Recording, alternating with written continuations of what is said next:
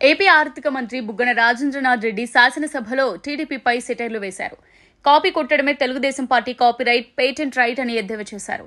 By by బాబు నినాదాన్ని copy కొట్టి ఇప్పుడు ఆందోళన చేస్తుండడమే అందుకు నిదర్శనమన్నారు.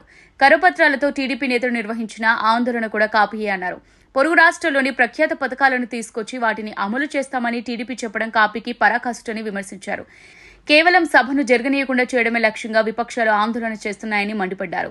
ఆందోళన చేయడానికి ఇష్టపడని టీడీపీ సీనియర్ నాయకులను సైతం బలవంతం చేసి పోడియం దగ్గరకు లాగుతుండడం బాధాకరమన్నారు. రాష్ట్ర ప్రజలు ఎదురుచూసే బడ్జెట్ డే రోజు ఇలా ఆందోళన చేయడం అడ్డుపడడం వల్ల సభకు అంతరాయం కలుగుతోందని తగు చర్యలు చేపట్టాలని స్పీకర్కు సూచనలు చేశారు. దీంతో టీడీపీ సభ్యులైన నందమూరి బాలకృష్ణ, గోరంట్ల బుచ్చయ్య చౌదరి, నిమ్మకాయల చినరాజప్ప, వెంకటరెడ్డి నాయుడు, వెల్గపూడి రామకృష్ణబాబు, నిమ్మల రామనాయుడు, రామరాజు, డోలా బాల వీరాంజనేయ స్వామిలను ఒక్కరోజు పాటు సస్పెండ్ చేశారు స్పీకర్ తమ్మినేని సీతారాం.